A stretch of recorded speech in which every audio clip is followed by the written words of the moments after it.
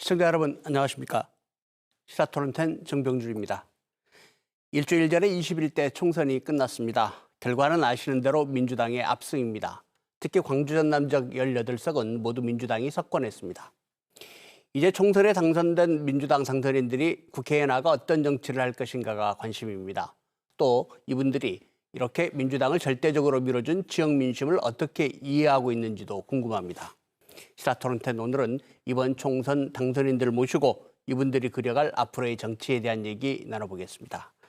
오늘 함께 자리해 주신 당선인들 소개해드리겠습니다. 광주와 전남에서 각각 2분씩 모셨는데요. 먼저 광주 지역 당선인부터 소개해드리겠습니다. 이번 선거에서 전국 최다 득표를 하셨습니다. 초선이긴 합니다만 민주당 최고위원을 오래 하셔서 남다른 정치력이 기대되는 분입니다. 광주 부글선거구 이영석 당선인 나오셨습니다. 네, 안녕하세요. 광주 북구을 당선인 이영석입니다. 이번 광주 전남 선거 4.15 총선에서 저희 더불어민주당에게 18석의 압도적인 성원을 보내주신 시도민 여러분에게 먼저 감사의 말씀을 드리겠습니다. 방금 사회자께서도 언급을 하셨습니다만 개인적으로는 전국 최다 득표와 또 전국 최다 득표 차로 당선될 수 있게 해주신 우리 또 북구 유권자 여러분에게도 다시 한번 감사의 말씀을 드립니다. 이번 광주 전남 시도민들의 선택은 어떻게 보면 문재인 정부의 안정적인 국정 운영 그리고 개혁 과제들을 지속적으로 추진해 달라는 그런 시도민의 명령으로 알고 있습니다.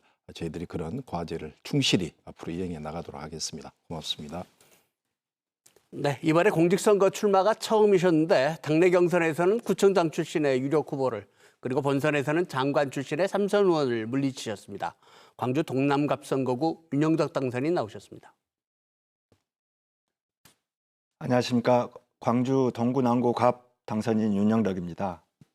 정치 신인인 저에게 압도적인 지지를 보내주신 동구 남구 갑 유권자 여러분께 거듭 감사의 말씀을 올립니다. 저에게 보내주신 각별한 애정과 사랑은 새로운 변화에 대한 기대가 담겨 있다고 생각합니다. 여러분들의 기대에 부응해서 광주 정치의 새로운 변화, 더욱더 든든한 대한민국을 만들기 위한 정치 신인다운 패기와 열정으로 여러분들의 기대와 성원에 보답하도록 하겠습니다. 감사합니다. 네, 계속해서 전남 지역 당선인 2분 소개해드리겠습니다. 이번 선거로 재선 의원이 되셨습니다. 나주시장과 청와대 비서관의 탄탄한 정치 경력을 갖고 계십니다. 나주 화순 선거구 신정훈 당선인입니다. 시도민 여러분 안녕하십니까. 나주 화순 신정훈입니다. 코로나 사태로 말할 수 없는 그 어려움을 겪고 있는 시도민 여러분께 우선 유료의 말씀을 드립니다. 이번 이 어려움 속에서도 시도민 여러분께서 우리 민주당을 압도적으로 지지해 주시고 또 4년 전에 패배를 딛고 다시 일어날 수 있도록 신정훈에게 많은 사랑을 베풀어 주신 것에 대해서 다시 한번 진심으로 감사드립니다. 문재인 정부 국정 개혁의 성공 그리고 또 민생 문제 그 품질 높은 해결을 위해서 열심히 일해달라는 시도민 여러분들의 이 요구에 대해서 성실하고 또 겸허한 자세로 열심히 또 부응할 수 있도록 하겠습니다. 감사합니다. 네, 호남 유일의 전략공천 후보셨죠. 처음엔 지지율이 좀 낮게 나오는가 했습니다만 시장 출신의 무소속 후보를 여유 있게 따돌리고 당선되셨습니다. 순천 광양 곡성 구례 갑선거구 소병철 당선인 나오셨습니다. 안녕하십니까. 소병철입니다. 이번에 우리 순천 시민들께서는 문재인 대통령님의 위기 극복에 대한 격려와 후반기 안정적인 국정 운영 그리고 우리 순천 지난 10년 동안 민주당 국회의원이 없었습니다. 여기에 새로운 변화를 원하는 시민들의 염원이 합쳐져서 시민 여러분들께서 선출시켜 주셨습니다.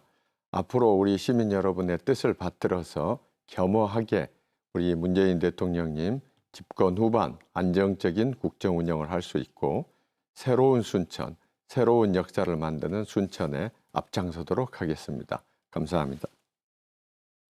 네, 4분 당선인 인사 잘 들으셨고요. 본격적으로 얘기를 좀 나눠보겠습니다. 이번 선거 그야말로 더불어민주당 140석 압도적인 승리고요. 광주 전남 18석 전석 획득입니다.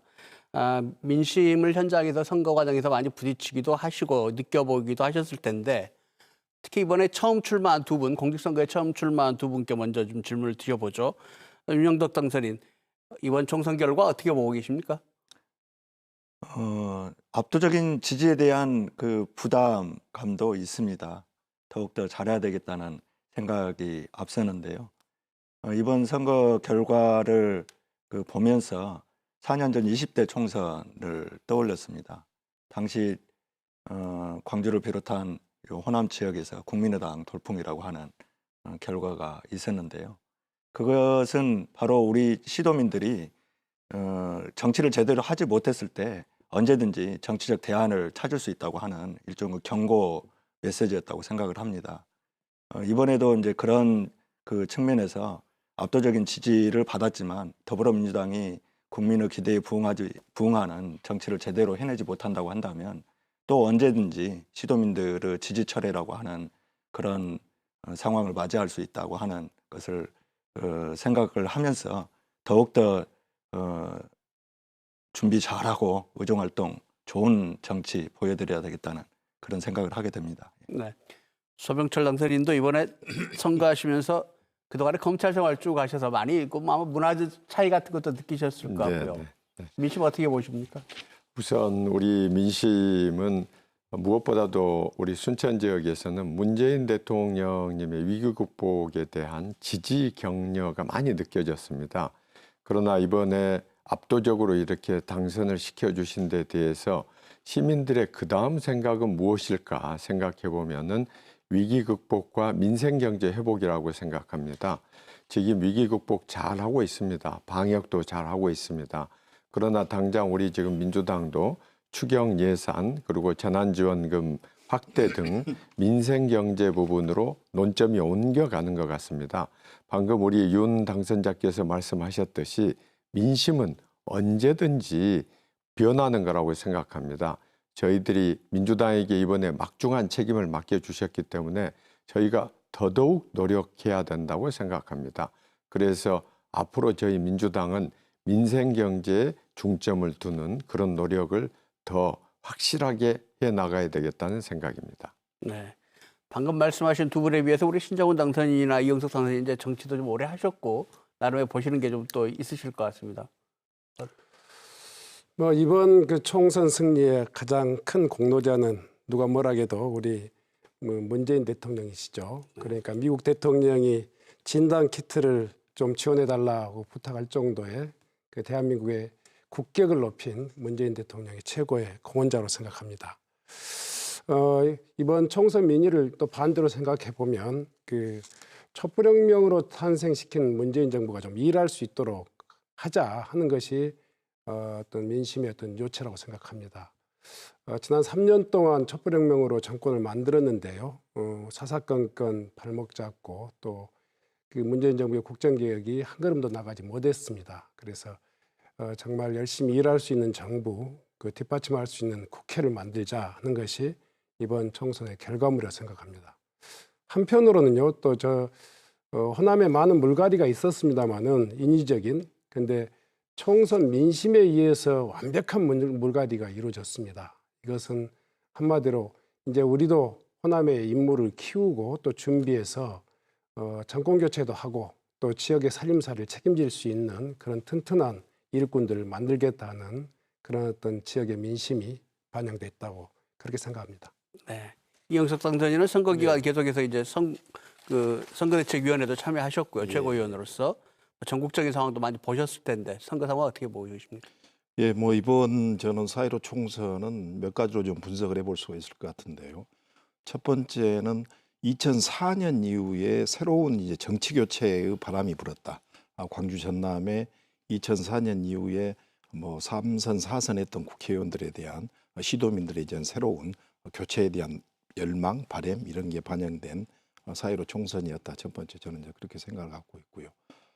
두 번째는 2017년에 어쨌든 촛불혁명에 의해서 문재인 대통령이 탄생이 됐고 그리고 또 2018년 지방선거에서 저희 더불어민주당에게 압도적인 지지를 보내주셨습니다만 실질적으로 국회의원들은 광주에 한 석, 전남에 두 석밖에 없었던 게 광주 전남이 더불어민주당의 현실이었거든요. 이 좀 틀어진 톱니바퀴를 다시 이번에 국회의원까지 광주 전남 시도민들께서 이제 맞춰주신 즉 그것은 국정에 대한 동력 그리고 또 지역 발전에 대한 동력을 확실하게 추진해라 하는 그런 명령으로 이렇게 적극적으로 지지해 주신 그런 결과다 이렇게 보고 있고요. 세 번째는 이제 코로나19 사태에서도 드러났습니다만 문재인 대통령의 국정 운영을 튼튼히 뒷받침할 수 있는 그리고 또 더 나아가서는 그동안에 계속 미래통합당 전신에 또 자유한국당이 이 국정의 발목을 계속 잡아왔지 않습니까? 이 국정에 대한 지속적인 개혁 과제를 추진해 달라는 그런 주문 이렇게 저는 세 가지로 이번 4.15 총선의 의미를 설명하고 싶습니다. 예. 그런데 이제 이렇게 대폭적으로 그러니까 전체 의석 18개 중에서 15석이 바뀌다 보니까 이게 좀 현역 물갈이 비율이 83%나 되거든요. 그러다 보니까 초선이 너무 많은 거 아니냐. 이 멤버들이 국회 가서 좀 잘할 수 있겠느냐. 이런 걱정들도 있는 게 사실이거든요. 신정훈 당선인이 어떻게 보세요? 이제 국회를 한번 경험하셨으니까 어떠십니까? 단순히 뭐 초선이냐 재선이냐 이게 중요한 것 같지는 않습니다. 지난번 우리 김영록 지사님을 뵀더니요 하시는 말씀이 야당 일색인 20대 국회에서 전남 도정 살피기가 굉장히 좀 힘들었다 이렇게 이야기하시거든요. 무엇보다 이제 집권 여당의 지역으로서 완벽하니 전열을 갖춘 거 아니냐 이런 측면에서 굉장히 우리 지역 정치의 생산성이 좀 높아질 것이다 이렇게 생각합니다. 그리고 이제 이번에 뭐 당선된 분들의 면면을 보면 뭐 3선 우리 장관 경력이었던 이계호 의원부터 초선이지만 이렇게 최고위원을 경험하신 이영석 그 당선자 그리고 또 청와대를 경험한 우리 윤영덕 당선자 그리고 또 우리 서병철 뭐 당선자는 잘 아시지만 장관, 총장 그 물망에도 항상 빠지지 않았던 분 아니겠습니까? 그래서 저는 이제 초선 재선보다도 우리 지역에 지금 완벽하니 물갈이가 된 우리 민주당 집권 여당의 의원들이 어떻게 서로 호흡을 잘 맞출 수 있느냐. 그러니까 개인 인기 관리라든가 밥그릇 채우기를 위해서 그 각계약진했던 야당 정치가 아니라 지역을 책임지고 나라를 책임지는 여당으로서의 어떤 튼튼한 어떤 그 공감대를 이뤄내는 것이 굉장히 중요하겠다 이렇게 생각합니다. 전국적인 상황을 보면은 이번에 사실 청와대 출신들이 굉장히 진출이 많다 이런 평가들이 있거든요. 좀 30명이 출마하셔서 전국적으로 19분이 지금 국회의원이 됐다 이런 평가가 있습니다. 이 자리에 나와 계신 우리 윤영덕 당선인 그다음에 또 신정훈 당선인도 이제 문재인 정부에서 청와대에 계셨고 또 뭐 이영석 당선인도 참여정부 때 또 청와대에 계셨고요. 이런 경력들이 정치에 어떤 영향을 미칠까요? 어떻게 보십니까? 청와대에 계시면 좀 국가가 환히 보입니까? 어떠십니까? 많은 분들이 이제 그 청와대 출신들에 대해서 거는 기대가 남다른 것이 있는 것 같기는 합니다. 근데 장단점이 분명히 있겠죠. 한편으로 본다면 청와대에서 그 최고 의사 결정 기관에서 대통령의 국정 운영을 보좌했던 그런 경험이라고 하는 것이 국정 전반을 살필 수 있는 그런 좋은 어떤 기회이기 때문에 청와대 업무를 하면서 그 경험했던 업무나 또는 인맥 이런 네트워크들을 잘 활용을 해서 지역 발전이나 또는 그 국회 운영에 필요한 이런 그 자원으로 잘 활용할 수 있다고 하는 이런 장점이 있는 반면에 또 한편으로는 국회는 이제 그 행정부를 견제해야 되는 그런 그 중요한 역할을 부여받고 있기 때문에 그런 측면에서 그 시대적 과제에 충실하고자 하는 문재인 정부의 국정 후반기를 잘 뒷받침하면서도 또 행정부가 국민의 뜻을 잘 받들어서 제대로 일을 하고 있는지 이런 것들을 좀 꼼꼼하게 그 점검하고 또 견제하는 그런 역할도 해야 된다고 하는 측면에서는 일종의 청와대 출신들이 갖는 조심스러움 또 긴장감 이런 것도 분명히 필요하다고 생각을 합니다. 단순하게 청와대 근무 경력이 있다고 그래서 제가 볼 때는 국정 전반에 대한 이해도가 높다, 깊다 이렇게 볼 수는 없을 것 같고요. 이제 비서실장이나 뭐 정책실장 이런 주요 보직을 역임하는 경우는 다르겠습니다만 비서관이나 행정관을 경험했다고 그래서 뭐 국정 전반을 다 이렇게 볼 수 있다는 것은 저는 좀 더 다르다고 보고 있고 저는 청와대에 근무한 게 가장 저 경험으로 봤을 때 중요했던 것은 다양한 인맥을 이렇게 형성할 수 있다는 측면에서 앞으로 이제 청와대 출신들이 국회에서 활동할 때 그런 인맥을 가지고 국정 운영을 견제하고 또 지역 발전을 견인할 수 있는 그런 좋은 자산을 만들 수 있는 그런 기회가 청와대 근무 경력이 아닌가 하는 생각을 갖습니다. 그런가요? 뭐 청와대에 계시면 공직자들하고 좀 인맥을 많이 쌓고 그럴 기회가 있으십니까? 그렇죠. 그러니까 우선은 가장 큰 차이는 그 야당 정치는 대개 정부 부처의 공무원들을 상대로 한 소통을 한다면 여당 정치는 집권 여당의 어떤 핵심 부인 청와대하고 소통도 가능하다는 측면에서 굉장히 대정부 교섭력을 좀 굉장히 높일 수 있는 그런 계기가 되는 거고요. 저는 대체로 두 가지 경험을 한번 한 적이 있었는데 호남선 KTX 무한공항 네. 1조 원 정도 더 추가되는 사업인데 야당 시절에 저도 포함해서 그 야당 국회의원들 광주 전남 17명이 뭐 총력에서 그 노력했을 때도 전혀 뭐 꿈쩍도 안 했던 정부였지만 이번에 우리 이 문재인 정부 돼가지고 청와대를 통해서 소통하고 노력해서 얻어낸 좋은 결실이거든요. 한전공대 역시 아마 청와대를 경험하지 않았다면 이뤄낼 수 없었던 그런 어떤 성과이고요. 그래서 국정 전반을 볼 수 있는 것, 또 깊이 많은 네트워크를 경험할 수 있는 것은 아마 이후 정치에 있어서 또 대정부 교섭력에 있어서 굉장히 좀 좋은 자산을 얻을 수 있다 이렇게 생각합니다. 예. 잠시 후에 얘기를 좀 계속해 보겠습니다만 지역에 현안들이 많은데 이런 것들이 그동안에 쌓으신 네트워크가 많이 좀 도움이 됐으면 좋겠습니다. 이영석 최고께 이 질문을 좀 드려보고 싶네요. 사실 굉장한 선거 결과가 나왔는데 180석. 예. 근데 그 선거 결과를 받아들고도 굉장히 지금 뭐 영어를 써서 그렇습니다. 로키랄까요? 민주당이 굉장히 몸조심을 좀 하고 있는 분위기입니다. 중앙당 차원에서 지금 선거 결과를 어떻게 대응해 나가고 계십니까? 뭐 언론에도 보도가 됐습니다만 180석이라는 이게 막중한 책임감을 주셨기 때문에 실질적으로 이제 개헌 말고는 모든 걸 할 수 있다 이렇게 이야기를 하고 있지 않습니까? 그래서 여러 가지 법 제정, 개정 그리고 또 국무위원들의 선임권, 패스트트랙 그리고 또 여러 가지 일들은 이제 국회에서 책임을 지고 할 수 있는 그런 의석을 주셨기 때문에 그만큼 책임감도 크다. 그러니까 이제 지도부에서 지금 그 책임감을 느끼는 게 180석을 줘서 너희들 이제 열심히 최선을 다해서 노력해라. 대신 그 책임도 너희들이 지는 거다. 이런 국민들의 중압감이 있기 때문에 지도부에서는 굉장히 이걸 무겁게 받아들이고 있고 특히 이해찬 대표께서도 일성이 초선 의원들 몸가짐을 조심하라. 경거망동하지 마라. 그리고 선우와 그리고 그다음에 어떤 게 중요한지 선호도를 따져서 일을 추진해라. 특히 2004년에 열린우리당의 그런 시행착오를 겪지 않도록 자중해서 행동해라. 이런 주문을 하고 있어서 국민들께서는 180석에 아주 높은 지지율을 보내주셨지만 저희 더불어민주당에서는 또 그만큼 그 책임감 때문에 저희들 중압감을 느끼고 있는 게 지금 지도부도 마찬가지고 저희 의원들도 당선인들도 마찬가지다 이렇게 보고 있습니다. 지금 당선인 모임도 아직 안 하셨죠? 예, 뭐 코로나19 영향도 있습니다만 아직 이제 예. 모임을 안 하고 있고요. 대신 초선 의원들의 연수는 지금 다음 주 월요일로 지금 잡혀 있습니다. 다음 주부터 예, 초선 의원들 연수가 예, 있으시고요. 예. 그렇군요.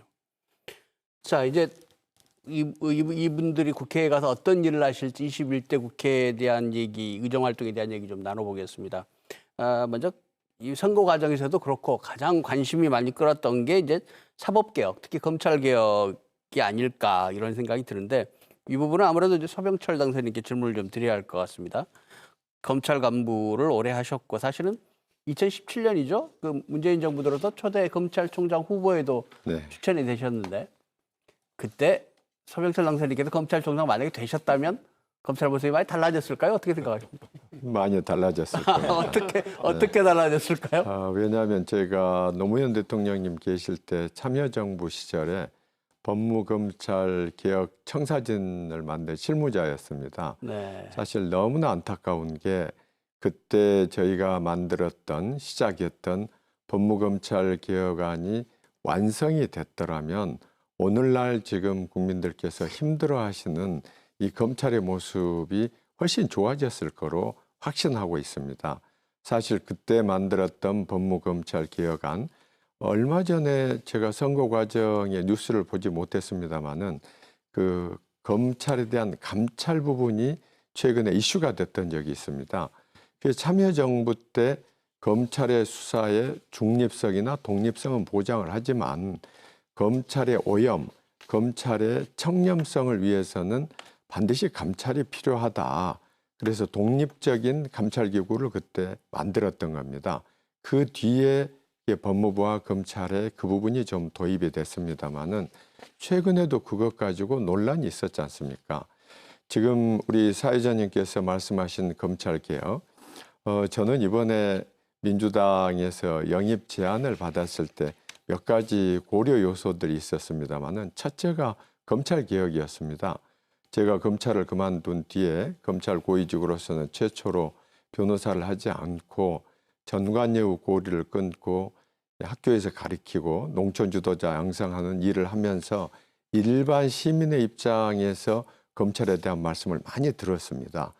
영입된 뒤에도 토론회나 인터뷰를 가면서 택시 기사님들께도 여쭤봅니다.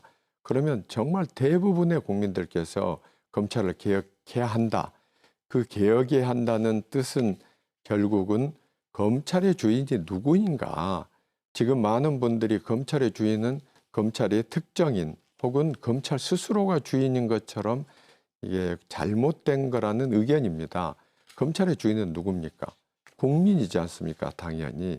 이 출발점부터 국민들께서 염려하시는 겁니다. 그러려면 국민이 주인인 검찰은 검찰의 권한을 적절하게 분배하고 시대 변화에 따라서 검찰의 기능이나 문화를 바꾸는 것, 이런 것 등등입니다. 저는 사실 지난번에 그 패스트트랙에서 통과된 검찰개혁 일부 법에 대해서 야당에서 굉장히 강렬한 반대를 했지 않습니까? 저는 그렇게 말씀을 드렸습니다. 지금 문재인 대통령께서 공약에 보면 권력기관 개편, 특히 검찰개혁에 대해서 공약을 들고 나오셨습니다. 그러면 대통령으로서 국민께 약속을 반드시 지켜야 된다고 생각합니다. 이번 선거에서도 국민들께서 우리 민주당에 압도적인 지지를 보내주신 것은 검찰개혁에 대한 우리 민주당의 입장이 옳다고 평가해 주셨다고 생각합니다. 그래서 앞으로 이번 21대 국회에서는 이 부분을 더욱더 속도감 있게 진행해서 국민 여러분의 기대에 맞추는 것이 저희 민주당이 해야 될 일이라고 생각합니다. 이번 민주당 승리에는 검찰개혁을 바라는 국민의 여망도 많이 들어있다 이렇게 네. 볼 수 있을 것 같은데 서명철 당선인께서 법무검찰 개혁안도 만드셨다고 하니까 국회에 가면 정확하게 좀 더 핵심적으로 뭐 하고 싶으신 게 있으세요? 좀 더 구체적으로 한두 가지만 좀 얘기해 주세요. 지금 이번에 이제 패스트트랙에서 아시는 것처럼 이제 수사권 조정에 대한 일부 법이 들어갔습니다. 저도 평생 검사를 했습니다. 지금 아시는 것처럼 대부분의 사건은 경찰에서 처리가 되고 있습니다. 원래 검사라는 제도가 사법적인 통제에서 시작이 됐습니다. 그러나 우리나라의 특수 상황 때문에 아시는 것처럼 검찰이 직접 수사를 굉장히 많이 하고 있습니다. 이제는 시대가 바뀌었기 때문에 검사 제도의 원래 취지인 사법 통제 쪽으로 옮겨가는 것이 적절하다고 생각합니다. 그래서 직접 수사를 가급적 좀 줄이고 경찰에서 직접 수사하는 것에 대해서 국민들의 인권이 제대로 보장되고 있는지 사법적인 통제를 가하는 쪽으로 검찰의 기능이 옮겨가야 된다고 생각합니다. 두 번째는 이러한 그 검찰의 직접 수사 기능이 줄어들게 되면은 검찰의 권한도 역시 좀 조정이 필요합니다. 지금 어떻게 보면은 우리나라 모든 범죄에 대해서 1차적인 수사가 검찰에서 많이 이루어지고 있습니다. 이런 부분도 기능의 재편을 통해서 권한의 재분배를 통해서 그 검찰의 개혁이 있어야 된다고 생각합니다. 세 번째는 저도 검사로 있으면서 검사들이 굉장히 사명감이 강합니다. 열심히 일하고 있죠. 그러다 보니까 국민들이 생각하는 것과 검찰에서 생각하는 것에 어떤 간극이 있을 수가 있습니다. 그래서 제가 이제 한 표 한 표를 얻기 위해서 출근 인사 같은 걸 하면서 여러 생각을 하게 됩니다. 어떻게 보면은 국민이 선출해주는 국회야말로 국민의 뜻을 검찰 개혁에 반영하는 곳이라고 생각합니다. 그래서 국회에서 검찰 개혁에 대한 의견이 모아진다면 우리 검찰 구성원들도 문화나 의식을 바꿔서 기꺼이 받아들여야 된다는 생각입니다. 어떻게 보면 정치인답지 않게 소영철 당선인으로부터 검찰 개혁에 대한 굉장히 강한 의지를 들었는데 굉장히 좀 희망적이고 기대가 크기도 합니다. 혹시 다른 분들도 선거 과정에서 검찰 개혁에 대한 얘기들을 많이 나누셨을 것 같은데. 검찰 개혁의 바로미터는 이제 패스트트랙에서 통과됐던 공수처법이 얼마만큼 조속히 정착되느냐 이게 저는 관건일 것 같고요. 그 이제 첫 단추는 아마 이제 공수처장 임명과 관련된 내용일 것 같습니다. 지금 미래통합당이 미래한국당이라는 유성정당을 만들었지 않습니까? 그래서 비례대표에서 19석을 가져갔는데요. 이분들이 다시 또 지금 이제 위성 교섭단체까지 추진하려는 움직이는 보이는 것 자체가 어떻게 보면 지금 공수처법을 무력화시키려는, 즉 공수처장의 임명 권한을 가지고 공수처법을 무력화시키려는 의도가 엿보입니다. 그렇기 때문에 이런 부분들이 이제 21대 국회에서 첫 출발이 검찰 개혁과 관련된 내용이 공수처장 임명과 관련된 내용으로부터 시작이 될 것 같아요. 그래서 굉장히 저는 이번 21대 국회에서 검찰 개혁은 가장 큰 화두고 저희들이 첫 번째 해야 될 개혁 과제다 이렇게 보고 있습니다.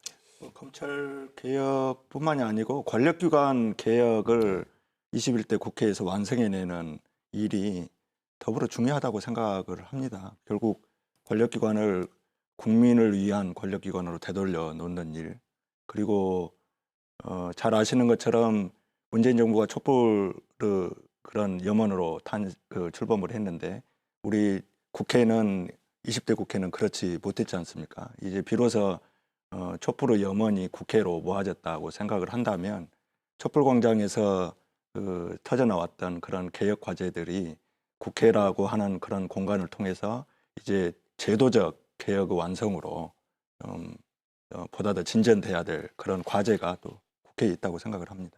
검찰 개혁을 넘어서서 권력기관 개혁이라고 말씀하셨는데 구체적으로 어느 정도까지를 권력기관으로 보시는 겁니까? 개혁해야 될?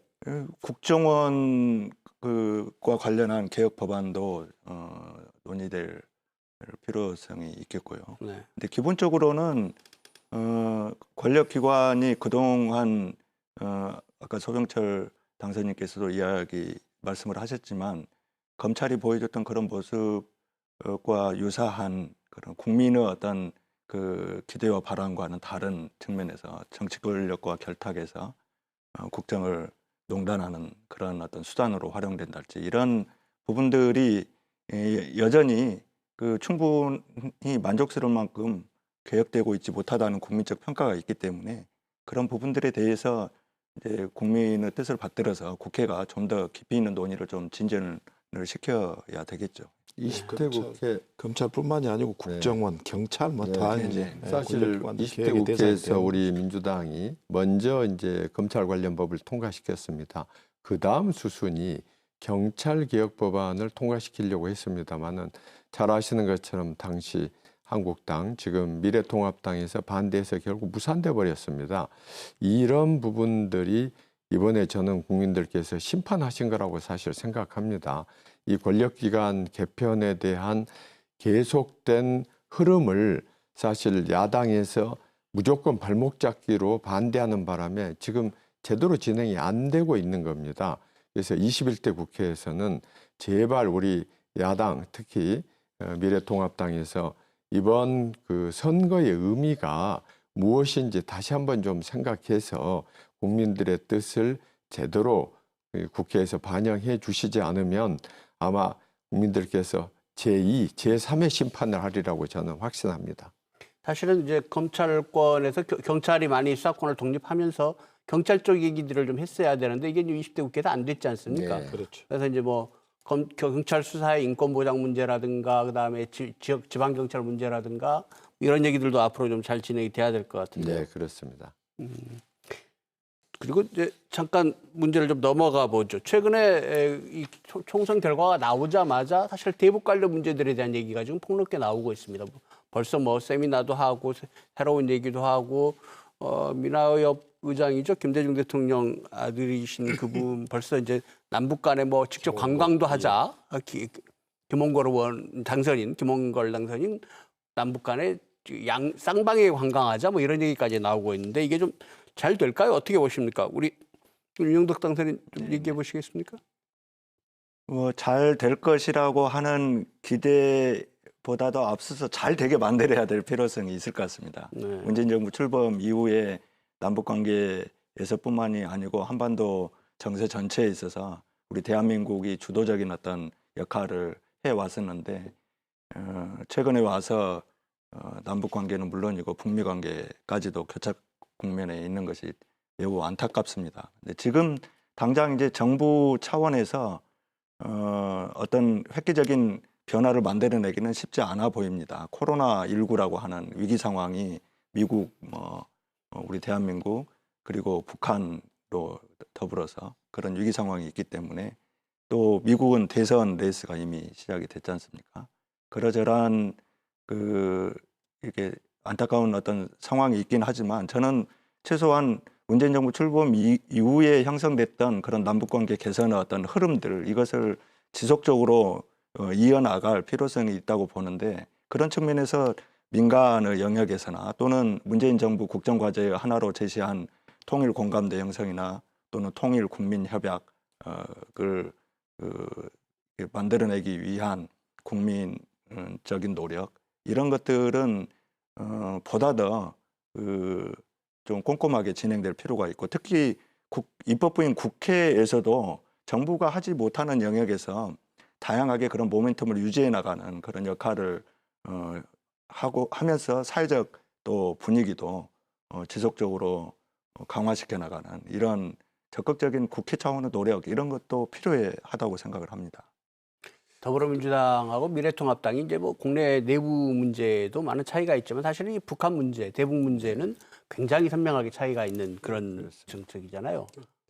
아마 지금까지 경험으로 보면 네. 그 남북관계 진전은 그 정부가 얼마나 좀 그 국민들의 큰 지지를 받느냐에 따라서 많이 좌우됐던 것 같습니다. 문재인 정부 초기에 높은 지지도가 남북관계를 풀어나가는데 큰 이건 힘이 되었던 것처럼 이번 그 총선에서 했던 민주당의 압승이 남북관계 진전에 좋은 어떤 그 계기를 마련할 거 아닌가 이런 생각을 합니다. 그래서 네. 지금 총선 끝나고 문재인 대통령 지지도가 더 올라가고 있습니다. 네. 집권 3년 차에 70%가 나오는 거 아니냐 이런 기대에 섞인 전망도 나오던데 그렇다면 남북관계 개선이 좀 더 힘을 더 받을 수 있겠다 이런 네. 기대를 봐도 될까요? 네, 네. 이번에 선거운동 과정에서 좀 몇 가지 우리 그 유권자들께서 의외로 민주당이 압승을 거둬야 되는 이유로 이 남북관계에 말씀하시는 분들을 가끔 뵀어요. 참 우리 국민들이 대단하다는 생각을 개인적으로 했습니다. 왜냐하면 지금 코로나19로 굉장히 위기 상황인데 민생경제 말씀을 많이 하실 줄 알았는데 남북관계 말씀을 하시는 걸 보고 우리 문재인 정부가 역시 평화, 일관된 평화 이걸 주장하시는 것을 보면서 저는 그때 이 서독을 좀 떠올려 봤습니다. 서독도 통일이 이루어질 수 있었던 것은 빌리 브란트 수상께서 동방정책을 들고 나와서 오랫동안 이 양 국가가 어떻게 보면은 평화를 위한 노력을 끊임없이 해왔기 때문에 전쟁 없이 평화로운 통일이 이루어졌지 않습니까? 사실 우리 반대당에서는 가끔 주장하는 것을 보면은 아직도 냉전적인 사고방식을 하고 있다는 게 안타까울 때가 많습니다. 시대가 바뀌었고 또 우리가 지금 유럽에서 일어났던 통일을 봐도 전쟁이나 극한 대립 가지고는 결코 평화가 오지 않는다는 것을 저희가 봤습니다. 어떤 분들은 문재인 정부가 마치 북한에 대해서 굉장히 유화적인 것이 아닌가 하는 의구심을 갖습니다마는 아시는 것처럼 국방비 지금 우리 문재인 정부가 가장 많은 지출을 했습니다.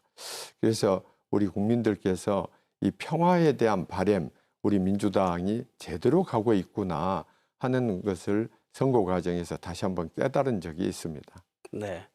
국정의 주요 현안에 대해서 얘기를 좀 나눴으니까 이제 지역 현안에 대한 얘기를 좀 나눠보겠습니다. 선거 끝나자마자 광주와 전남 지역에서 각각 중요한 현안들이 떠오르고 있는데 광주 같은 경우는 광주형 일자리 문제가 지금 당선인들이 뭐 시장도 만나시고 노동단체도 만나시고 그러고 계시고요. 또 전남에서는 방사광 가속기 이게 지금 전국에서 4군데서 뛰어들었는데 우리 신정훈 당선이 특별히 지금 방사광 가속기 관심이 많으신 걸로 알고 있습니다. 어떤 얘기 먼저 할까요? 전남 얘기부터 좀 먼저 해볼까요? 방사광 가속기 어떻게 잘 될 것 같습니까? 어떻게 보십니까? 그제 네. 저 광주 전남의 당선인들이 광주 지역에 있는 언론사를 쭉 방문했는데요. 네. 일단은 지역의 관심이 굉장히 뜨겁고 또 이렇게 한 목소리가 지금 뭉쳐져 있다는 것 때문에 아마 뭐 가능하냐 여부를 떠나서 꼭 해내야 되겠다 이런 생각을 갖고 있습니다.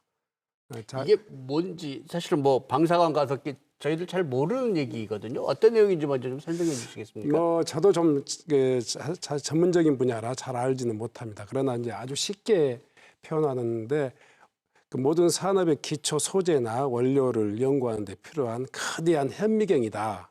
그래서 그런 산업의 발전의 어떤 가장 기본적이고 필수적인 어떤 기반 시설이다 이렇게 표현합니다. 그래서 지금 영남권에는 포항에 있는 이런 가속기가 있고 또 이 중부권 대전에는 이 중입자 가속기가 지금 설치 중에 있습니다. 이런 지역은 대개 이제 산업 연관 효과들이 파급 효과들이 대단히 크기 때문에 그 가속기가 단지 연구 시설로 끝난 게 아니라 그 지역의 산업을 일으키는 데 가장 필수적인 그런 어떤 기반 시설이다 이렇게 이해했으면 좋겠습니다. 파급 효과가 큰 시설이다. 네네. 이게 예산이 어제 뭐- 자그마치 1조더라고요. 그렇게 네. 많은가요? 어제 제가 김종갑 한전 사장하고 이야기하는 과정에서 뭐 그 양반은 좀 더 전문가라고 보여지는데 네. 뭐 관련 기업 1,000개나 뭐 2,000개 이 유치하는 것보다 훨씬 더 중요한 이 우리 지역의 어떤 산업의 어떤 50년, 100년을 좌우할 거다 이렇게 이야기하는 분들이 많습니다. 전문가분들이 네. 그렇게 중요한 거여서 이제 유치하자고 열심히들 하고 계실 텐데 어떻게 잘 하실 수 있겠습니까? 이게 좀 자칫하면 민주당 내 경쟁 비슷한 구도가 지금 네. 나오고 있어요. 참 우리 사회자님, 저도 이제 우리 신정훈 당선자님 때문에 이 부분에 대해서 좀 관심을 갖고 좀 나름대로 공부를 해봤는데요. 우리 전남도에서 이걸 유치하려고 하는 이유가 무엇인가? 단순히 지역 이주인가? 그렇지는 않은 것 같습니다. 아시는 것처럼 우리 지금 참여정부 그리고 문재인 정부는 지역 균형 발전을 가장 지금 국정 모토의 하나로 내세우고 있지 않습니까? 지금 방금 우리 신 당선자께서 이미 있는 유사한 것들이 영남에 있고 중부권에 있습니다. 그런데 우리 지금 남부 특히 전남에는 아시는 것처럼 기초과학 부분에 대한 투자가 그동안 사실 상대적으로 소홀했습니다. 그래서 국토 균형 발전이라는 관점에서 본다면은 이 시설이 우리 전남권으로 오는 것이 가장 합당하다 하는 그 우리 전라남도의 이론 제공을 보고 저도 그 부분에 제가 이 전남 당선인으로서가 아니라 좀 대승적인 견지에서 굉장히 공감이 많이 갔습니다. 지금 각 지역이 경쟁적으로 이걸 지금 유치하려고 하지 않습니까? 저는 조금 그런 부분에 대해서 우리가 우리 대한민국의 균형 발전이라는 관점에서 한번 생각을 해 주십사. 그리고 또 하나는 원래 이런 시설을 유치할 때는 인근에 중복 시설이 있는가 없는가도 굉장히 중요한 걸로 알고 있습니다. 그렇다면은 중부권이나 영남권에는 이미 유사한 시설이 있는데 굳이 그쪽에 또다시 이 시설을 가져가는 것이 합당한 것인지, 그래서 우리 전라남도에서 그 심사평가의 기준점 같은 것에 대해서도 이의를 제기한 걸로 알고 있습니다. 그래서 우리 전남 도민들께서 우리들 스스로가 먼저 왜 이 시설이 전라남도로 유치돼야 되는지에 대해서 저희들이 명확하게 인식하고 다른 지역 국민들이나 또 다른 지역 시도민들을 설득을 좀 하는 이런 부분도 굉장히 필요하다고 생각합니다. 시간이 얼마 안 남았다면서 이게 언제 결정이 됩니까? 5월 중에 그 일정이 좀 잡혀 있는데요. 아주 국회 정식 뭐 등원도 국회 하기 전에 등원하기 전에 결정하는 것이 지금 일정으로 잡혀 있습니다. 전남도는 지금 굉장히 열심히 하고 있는 것 같아요. 오늘 네. 지금 제가 전화를 세 군데에서 받았는데 먼저 신정원 우리 당선자가 전화를 하셨고 김영록 지사가 또 전화하셨어요. 조금 있으니까 송상락 부지사가 또 전화하셨어요.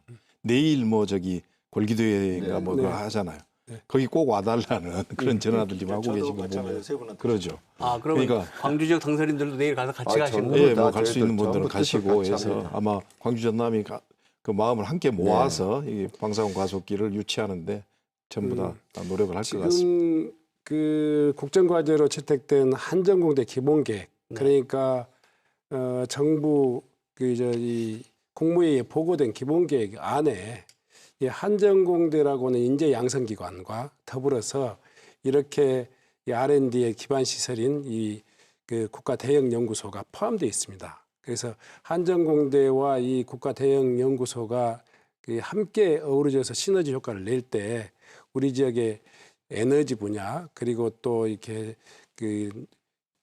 생물의학 분야 그리고 그런 또 바이오 분야의 어떤 산업에 큰 효과가 있을 것이다. 뭐 이런 생각을 가지고 있고요. 광주 지역 당선인들까지 힘을 모은다고 하니까 뭐 좋은 결과 있기를 바라겠습니다. 그러면 광주형 일자리, 광주 쪽 얘기 좀 해보시죠. 이거 예. 어떻게 보면 이거 전남 도와줄 겨를이 있으신지 모르겠는데 지금 광주시도 가서 만나셨고 그 최근에 예, 노동자들도 같이, 만나셨고 저희들 어떻게 좀 토론했어요. 답을 찾으셨습니까? 거기서 이제 뭐 답을 찾는 자리는 아니었고요. 예. 광주시의 입장도 저희들이 들어보고 광주형 일자리가 왜 이렇게 지금 노동계가 탈퇴하고 이렇게 사업이 지지부진한지 또 문제점은 무엇인지 그런 이야기를 들어보는 자리였었고요.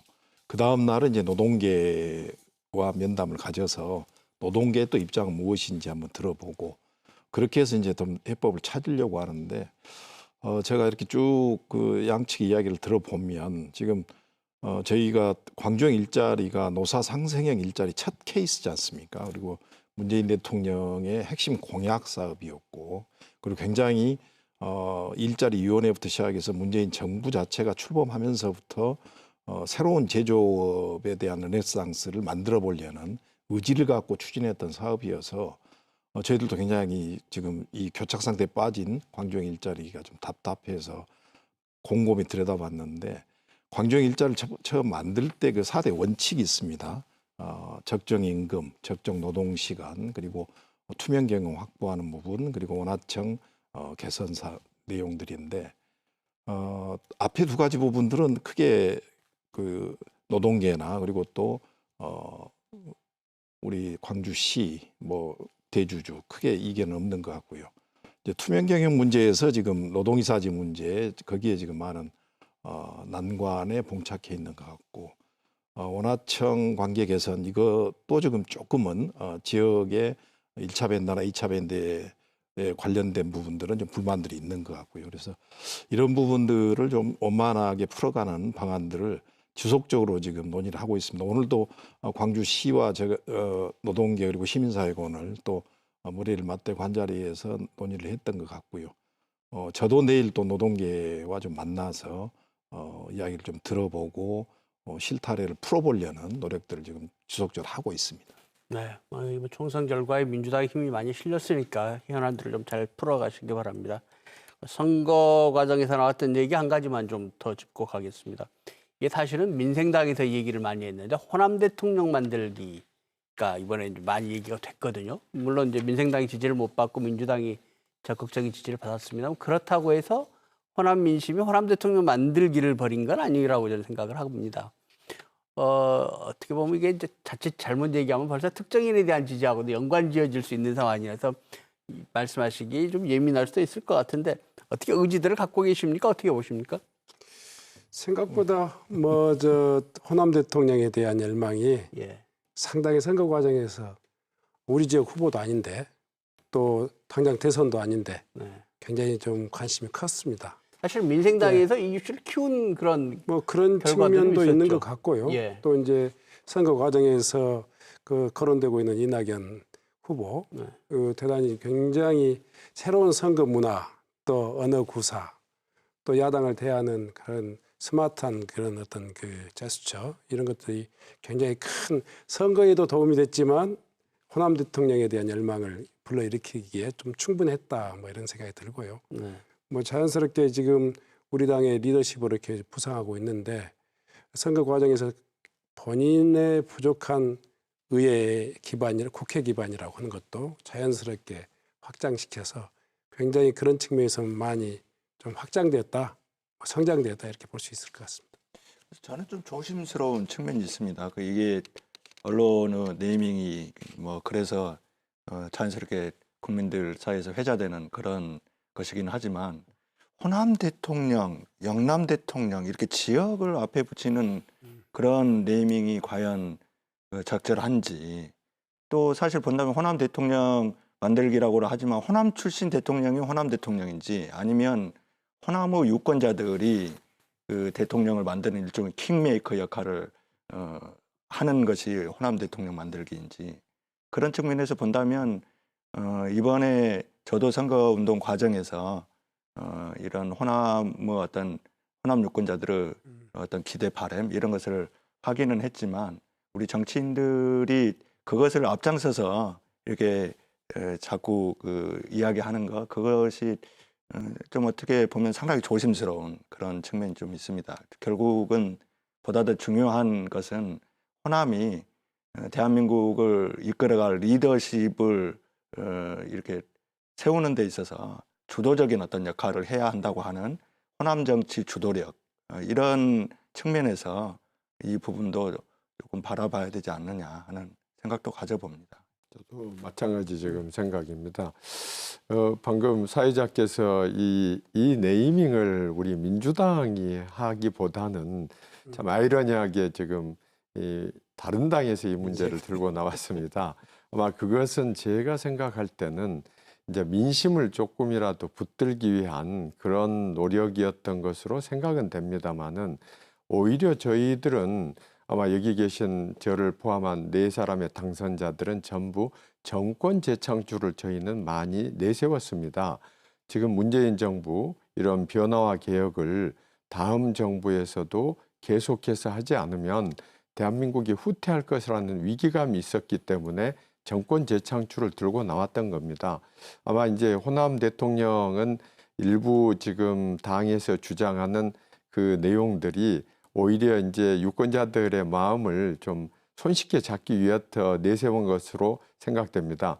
또 하나는 지금 방금 말씀하신 우리 이낙연 상임선대위원장님께서 지금 가장 그 대선 후보 지지도에서 1위를 달리다 보니까 그게 우연히 겹쳤을 뿐이지 저희들이 호남인을 꼭 대통령으로 만들자 이런 뜻은 아닌 걸로 알고 있습니다. 누구든지 다음 대통령으로서 적격을 가진다면은 우리 전남 도민들 또 호남인들은 그분에 대해서 아마 기꺼이 뽑으실 거라고 생각합니다.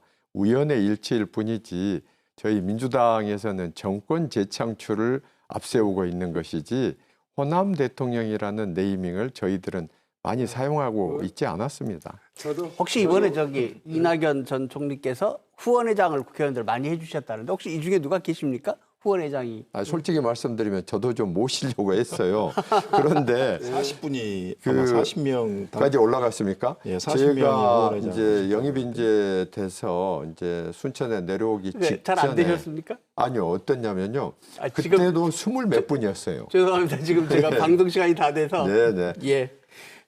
자, 오늘 뭐 좀 희망적인 분위기 속에서 앞으로 어떤 역할들을 해내셔야 될지 쭉 말씀을 함께 나눴습니다. 이 프로그램 끝내면서 각 당선인들 간단한 마무리 발언 한 20초 정도씩만 간단하게 좀 듣도록 하겠습니다. 먼저 윤영덕 당선인부터 말씀해 주시겠습니까? 네. 저희가 압도적인 지지를 보내주셨는데 정치 신인이기 때문에 앞으로 더 배우고 또 더 채워야 될 것이 많은 것 같습니다. 다행스러운 것은 저희 더불어민주당이 이번에 압승을 거두면서 이렇게 힘을 합해서 같이 일할 수 있는 그리고 동료 의원으로 옆에 계시기 때문에 든든하고요. 더 낮은 자세로 경청하면서 여러분들의 기대에 어긋나지 않게 광주에서부터 기분 좋은 변화를 한번 만들어 가 보겠습니다. 네, 계속해서 소병철 당선인 인사 듣겠습니다. 지금 온 국민이 코로나19 극복을 위해서 노력하고 있습니다. 저희 민주당은 국민들께 변화와 개혁을 지금까지 일관되게 말씀드려 왔습니다. 저희는 이 위기 상황을 넘어서 우리 국민 여러분께 희망 반드시 여러분께 제공해 드릴 겁니다. 저희 민주당 당선자들 서로 손잡고 한마음이 되어서 국민 여러분께 위기 극복 후 희망을 반드시 만들어 드릴 것을 이 자리를 빌어서 다시 한번 말씀드립니다. 이영석 당선인 인사하시죠. 이제 코로나19 이후에 이제 어려운 경제 위기가 닥쳐올 것 같습니다. 저희 문재인 정부와 더불어민주당은 이 경제 위기도 현명하게 잘 대처해서 국민들의 행복을 담보할 수 있도록 노력을 하겠습니다. 그리고 이번 4.15 총선에 우리 시도민들의 압도적인 지지는 아마 2022년 정권을 또 재창출해달라는 그런 우리 시도민들의 여망이라는 생각을 갖고 있습니다. 반드시 저희들이 노력해서 또 2022년 우리 시도민이 바라는 정권을 창출할 수 있도록 더욱 열심히 또 노력하고 뛰겠습니다. 고맙습니다. 네, 신정훈 당선인. 이번에 여러분들의 압도적인 지지 부응하기 위해서 우리 문재인 정부 국정 개혁의 성공뿐만이 아니라 또 우리 민생에 유능한 그런 정치를 실천해 보도록 하겠습니다. 아울러서 우리 지역에 압도적인 어떤 지지를 보내주신 것에 부응하기 위해서 우리 지역 발전에 대해서도 책임지는 그런 어떤 지역 정치를 함께 실천해 보도록 하겠습니다. 어떤 시도민 여러분들의 많은 관심과 또 성원 부탁드립니다. 고맙습니다. 네, 희망적인 분위기 속에서 앞으로 4년을 각오를 다지는 그런 시간이었습니다. 초심을 잃지 말라 이런 얘기가 많이 있는데 오늘 참석한 네 당선인들께서 초심을 잃지 않는 정치 앞으로 쭉 해주시기 바랍니다. 네, 21대 국회 개원일 6월 1일이니까 이제 한 40일쯤 남았습니다. 그때까지 시민들 의견도 좀 많이 들으시고 또 국정에 대한 연구도 많이 하시고요. 시민의 뜻을 받드는 좋은 정치 해주시기 바랍니다. 시청자 여러분, 날씨가 갑자기 추워졌습니다. 건강 조심하시고요. 저희는 다음 주 시간에 다시 찾아뵙겠습니다. 안녕히 계십시오.